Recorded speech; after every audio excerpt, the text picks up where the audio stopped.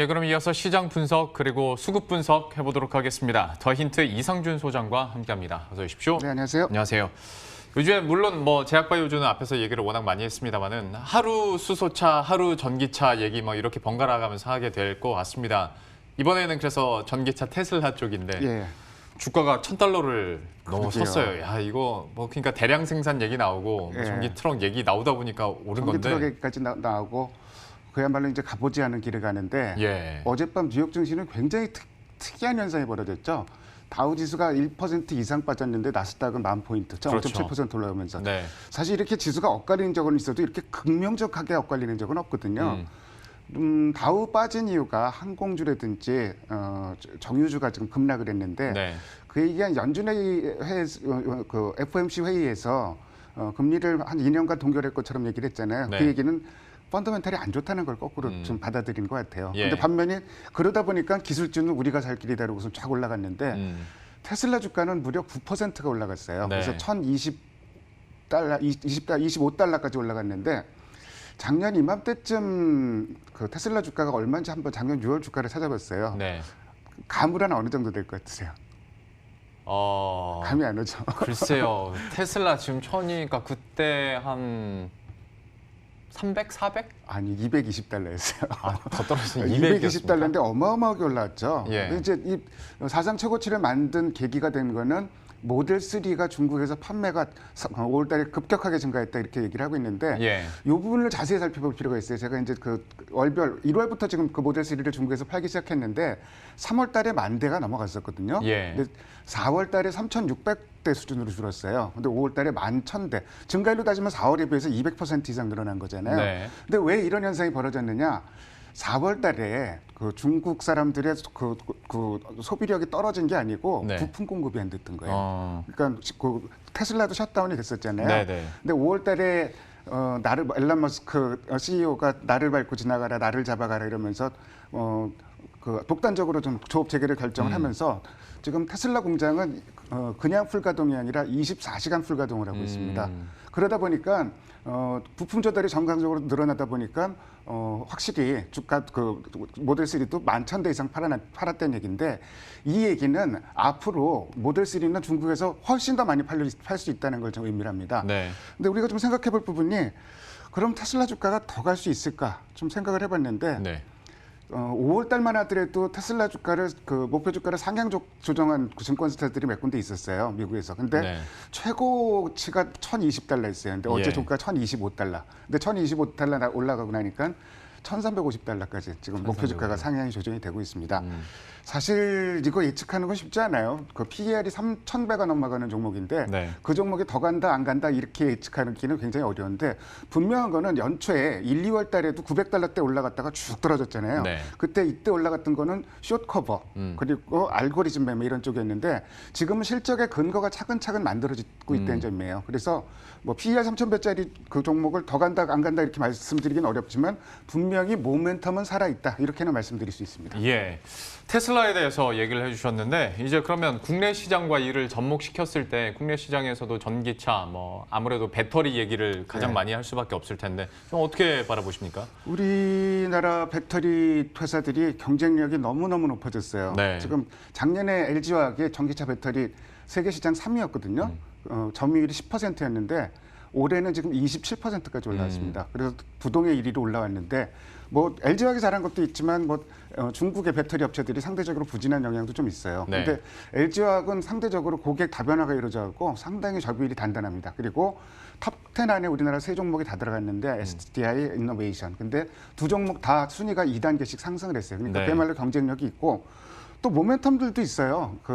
LG화학 같은 경우는 GM하고 공동으로 만드는 배터리 한 번 그 배터리 수명이 100만 킬로미터, 우리나라 킬로미터를 100만 마일 그러니까 160만 킬로미터까지 쓸 수 있는 배터리를 개발했고 예. 그리고 삼성하고 현대차 좀 협업 얘기는 좀 5월달에 좀 많이 나왔었죠. 예. 전고형 반도체라고 한 번 충전하면 800km까지 갈 수 있는 물론 오늘 내일 이루어질 수 있는 일은 아닙니다. 네. 이런 모멘텀이 충분히 살아 있고 여기다가 지금 테슬라가 잘 팔리는 게 중국에서 잘 팔리는 것뿐만 아니라 유럽에서 지금 경기 부양책으로 실질적으로 제일 먼저 들고 나오는 게 전기차예요. 그렇죠. 전기차 네. 보조금 확대하고 구매 기금 확대하고 펀드도 2배로 늘리고 뭐 충전소 2배로 늘리고 이런 모멘텀들이 계속 살아 있다고 얘기를 하고 더불어서 지금 나온 얘기가 당초 2024년 정도라면은 배터리 공급 부족이 나올 것이다. 근데 지금 돌아가는 상황을 보니까 빠르면 내년, 늦어도 내후년에는 배터리 공급 부족 상태가 나올 것이다. 그렇다면은 뭐 한 보도에서는 이제 그 배터리는 제2의 반도체다 이런 얘기까지 하고 있는데 네. 상당히 좀 긍정적으로 봐도 될 것 같고 관련주들 수급을 보면은 직접적으로 배터리를 만드는 회사들이 있을 것이고 그리고 테슬라에 직접 부품을 공급하는 회사들이 있어요. 예. 센트럴 오텍이라든지 MS 오토텍이라든지 이런 종목들이 있는데 수급은 외국인들은 대부분 다 사고 있습니다. 근데 그 기관은 대부분 팔고 있는데 아무래도 오늘 시장 흐름에서도 그렇고 단연 수급이 돋보이는 종목은 LG화학입니다. 예. 외국인의 러브콜을 받고 있는 LG화학에 대해서도 전기차 이렇게 정리를 해봤고요. 뭐 LG화학이나 삼성, SDI까지도 앞으로 얘기할 기회가 엄청나게 많을 것 같습니다. 전기차 이렇게 마무리 짓도록 하고 시장에 대해서도 잠깐 얘기를 해보자면 뭐 이 시간 통해서도 참 여러 번 말씀드렸는데 환경은 다 조성이 되고 있지 않습니까? 그렇죠. 뭐 돈 넘쳐나고 네. 원달러 환율은 1,200선 밑으로 내려왔고 네. 뭐 유가 반등하고 있고 오늘은 또 만기라고 예외 없이 또 주가 빼고 있고. 그러니까 모든 환경들이 이렇게 다 맞으면 예. 이 기간이 싹 지나면 외국인들이 매수를 해야 정상은 정상이죠. 아니어도 예. 뭐 납득이 가는 건데 예. 왜 안 돌아오느냐에 대해서 어떻게 평가하십니까? 그러니까 걔들 마음이긴 한데 네.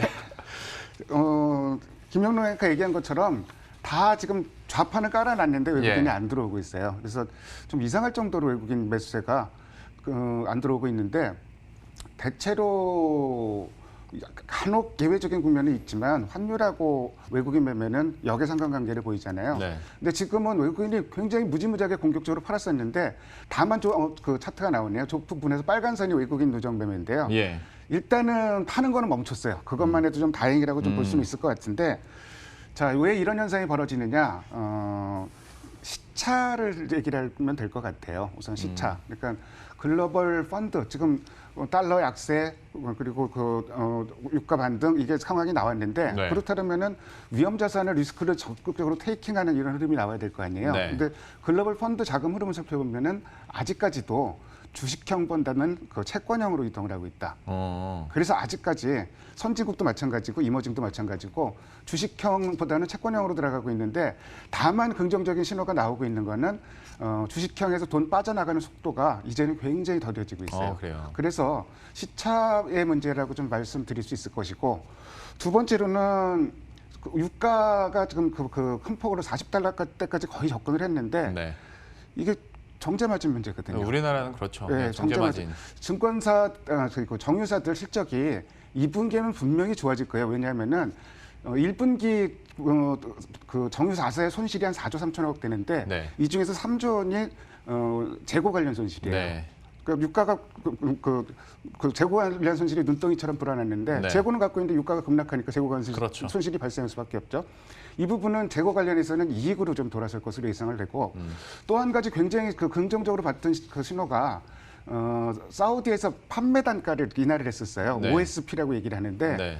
그러면서 수익이 빨리 좋아질 수도 있겠다. 정제 반신이 빨리 돌아설 수도 있겠다. 이렇게 생각을 했었는데 갑자기 그 사우디가 자발적으로 감산하던 부분을 철회를 하고 그렇죠. OSP를 갑자기 인상을 해버렸어요. 네.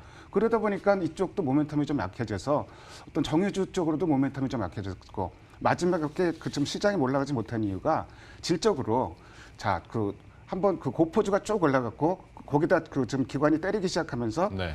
철강주도 올라가고 자동차도 올라가고 금융주도 올라가고 순환매가 한 바퀴 쫙 돌았잖아요. 네. 이제 돌 데가 없으니까 배당주, 우선주까지 지금 그렇죠. 돌고 있는 상황인데 투기적으로 이렇게 한번 순환매가 한 차례 일단락 되고 나서는 주도주가 일시적인 공백 상태에 빠지는 경우가 많습니다. 다시 말씀드려서 2,000포인트를 끌고 갈 종목이 좀 부족한 거예요.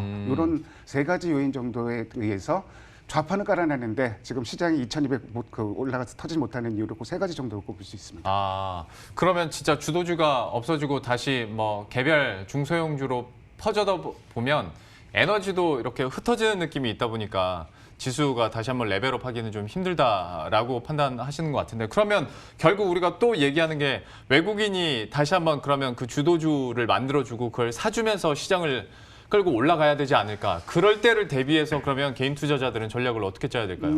이런 얘기를 하고 싶어요. 우선 외국인이 돌아올 것인가 여기에 대해서는 6월달 환율 흐름을 좀 다시 한번 되짚을 필요가 있습니다. 예. 달러 약세는 달러 약세인데 달러 약세가 됐던 계기가 ECB에서 그렇죠. 좀 강력한 부양책이 나오니까 유로화 강세로 가면서 달러 약세로 갔잖아요. 네네. 그러면은 각 통화별로 달러에 대해서는 어떻게 움직였을까 좀 살펴보니까 예. 원화의 강세가 두드러집니다. 다른 통화보다. 유로화보다 원화가 더 강합니다. 그 배경은 무엇일까? 한국의 펀더멘탈에 대한 확신이에요. 코로나 영향이 아무래도 한국은 좀 덜할 것이고 그래서 상대적으로 그 원화 가치가 강세를 보이고 있다. 이거는 뒤집어서 얘기하면은 외국인이 시차는 있겠지만 돌아올 가능성이 상당히 많다 이런 걸 의미할 것이고 네. 자 외국인 돌아오면은 어떤 종목이 좀 그 수혜를 볼 것인가? 이거 답은 나와 있잖아요. 그렇죠. 1번 뭐 결국엔. 삼성전자죠. 예. 삼성전자고 두 번째로 금융주도 좀 많이 꽂고 있습니다. 그리고 여기 나왔는데 외국인이 사던 종목을 계속 사지 않겠어요? 그래서 그렇죠. 6월 달에 예. 외국인이 많이 샀던 종목. 삼성전자, 셀트리온은 셀트리온은 정말 그 쇼커버 하는 세력들이 눈물을 머금고 쇼커버를 하고 있는 것 같아요. 지금 공매도도 안 되고 이런 그렇죠. 상황이니까 뭐 현대차, LG화학, 삼성 SDI 이런 종목들인데 결국은 이런 종목들이 외국인이 돌아왔을 때 다시 매수할 만한 종목으로 꼽을 수 있을 것이고 예. 근데 이거는 좀 앞으로 좀 언제 발생할지 모르는 얘기잖아요. 그래서 미리 사놓고 기다리기도 참 애매해요. 네. 그렇다면 지금 당장 수급 흐름이 변화를 보이고 있는 게 뭐냐? 순환매 한 바퀴 돌고 다시 고포주로 가고 있다. 지금 제가 고포주 중에서 대표적인 게 지금 카카오하고 네이버잖아요. 그렇죠. 6월 들어서 저 카카오 보면은 쭉 5월 중순부터 쭉 팔고 있다가 돌아서고 있어요. 네. 그렇다면은 시장 매기는 기관들은 다시 고포주 쪽으로 움직이고 있다. 뭐 이런 그 시장의 어떤 그 수급 흐름에 당장의 수급 흐름에 좀 집중할 필요도 있는 것 같습니다. 그러면 그 당장의 수급 흐름을 한번 체크해 보도록 하겠습니다. 실제로 좀 이렇게 다시 한번 분위기 변화가 느껴지는지 수급 특징주들 한번 정리를 해주시죠. 코스닥은 오늘은 그다지 수급이 좋은 것 같지 않은데 요새 수급 보면서 제일 대단한 종목 한 종목만 꼽으라면 LG전자예요. 예. LG전자 어제까지 외국인 기관 매수세가 7일 연속 이어졌습니다. 그래서 LG전자 2분기 실적이 LG전자가 항상 그랬어요. 1분기 실적이 좋고 2분기에는 좀 그렇다가 하반기에 나빠지고 이런 그 패턴이 반복됐었는데 2분기에 지금 실적이 상당히 좋아질 가능성이 많습니다. 왜냐하면은 특히 에어컨을 예로 들어볼까요? 5월달 에어컨 판매가 많이 팔렸을 것 같은데 네. 작년 5월에 비해서 30%가 줄었어요. 좀 소비를 이월시켰다는 얘기인데, 근데 6월 달에는 10월 10일까지 기준으로 보면은 에어컨 판매가 30% 이상 작년보다 늘어나고 있습니다. 네. 보통 에어컨은 여름에 사는 걸로 알고 있는데 3, 4, 5월에 많이 사거든요. 네. 근데 지금 3, 4월 달에는 코로나 때문에 못 샀죠. 5월 달에도 상대적으로 부진했는데 6월부터 살아나고 있는 거예요. 그렇다면은 LG전자 같은 가전 위주의 종목도 좀 실적을 기대해 볼 만하다 이렇게 판단할 수 있을 것이고 예. 네이버 같은 종목도 그 쌍끌이가 좀 강하게 나오고 네이버 같은 종목 수급이 상당히 좀 긍정적으로 나타나고 있고 어제 좀 강한 쌍끌이가 나왔었습니다. 코스닥을 보면은 굉장히 또 좀 특징적인 면이 나와요. 실적 서프라이즈를 기록한 스튜디오 드래곤이 강력한 쌍끌이가 나왔는데 네. 4월때 쌍끌이가 나오고 있고요. 셀트리온 헬스케어가 또 쌍끌이가 나오고 있는데 실적 좋다는 얘기가 나오고 있죠. 근데 셀트리온 헬스케어는 뭐가 중요하냐면은 3월달 코스닥에서 개인이 가장 많이 산 종목이 1등 종목이 셀트리온 헬스케어예요. 4월달 셀트리온 헬스케어입니다. 5월달 셀트리온 헬스케어예요. 그래서 지금 6월달에 셀트리온 헬스케어가 올라간다는 얘기는 글쎄 뭐 다 수익을 얻지는 않았겠지만 개인 투자자들한테 굉장히 반가운 얘기인 것 같고 굉장히 또 그 특이한 그 기관 내용이 기관 순매수 종목이 좀 5종목을 제시했잖아요. 예. 스튜디오 드래곤, 셀트리온 헬스케어, 그다음에 그 앱클론, 동지세미캠, 오스코텍 기관 매수 탑 5 종목이 외국인도 다 같이 샀네요. 그래서 좀 이런 굉장히 특이한 쌍끌이 흐름이 나오고 있다는 거 이런 점도 좀 그 간과해서는 안 될 부분인 것 같고 예. 지금 미국에서는 나스닥이 굉장히 올라가는데 우리나라 시장에서는 코스닥의 상승세가 좀 주춤해지고 있잖아요. 그렇죠. 네. 근데 지금 이것도 지금 그 쌍끌이 흐름이 좀 다시 좀 재개되고 있고 그 이유가 우리나라 아까 앞편에서도 나왔었는데 코스닥 1위부터 5위까지 종목이 다 바이오잖아요. 네. 바이오 탄력이 좀 약해졌던 영향도 있어요. 근데 이런 종목들이 다시 끌고 올라가면은 글쎄 뭐 코스닥 상대 강세도 5월 달에도 다시 좀 지금은 주춤하지만 6월 달에도 좀 이어질 수 있지 않을까 좀 이렇게 좀 기대를 하게 됩니다. 코스닥 시장에서의 상대적 강세도 다시 한번 돌아올 수 있겠다라고 조심스럽게 예견을 해봤고요. 마지막으로 현 시점 투자 전략 좀 간단하게 마무리를 해보도록 하죠. 일단 우선주 우선주 움직이는 거 보면은 굉장히 배가 아프실 것 같아요. 안 갖고 계신 분들은. 근데 빠질 때도 그렇게 빠지니까 너무 배 아파하지 마시고요. 네. 자, 지금 그 전체 흐름을 좀 판단해 볼 필요가 있습니다. 지금 수급 예탁금이나 이런 거는 전혀 빠지지 않고 있는 상황에서 시장 체력은 충분해요. 근데 순환매가 어느 정도 일단락이 됐단 말이에요. 네. 근데 1차 순환매가 일단락 되고 나서는 다음번에 내순서가 들어올 때까지는 이제 시간이 걸립니다. 이번 순환매는 그리고 굉장히 순환 속도가 빨랐던 상황이에요. 근데 이제는 조금 시장 흐름이 더뎌질 수 있다는 거, 특히 만기 이후에 내일 흐름이 어떻게 변하는지 봐야 되겠지만 그 부분을 생각해서 조금 여유 있게 접근할 필요가 있을 것 같고 아무 종목이나 들고 기다리면 안 될 것 같고요.